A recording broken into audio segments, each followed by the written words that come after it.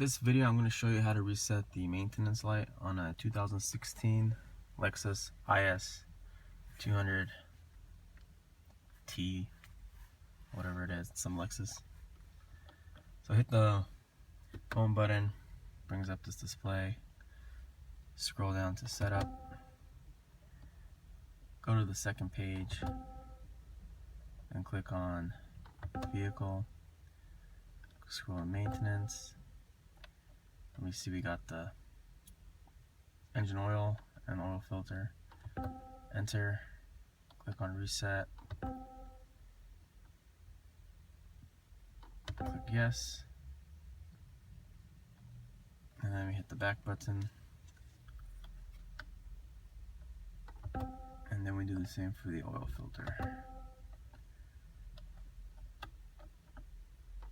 Reset, yes.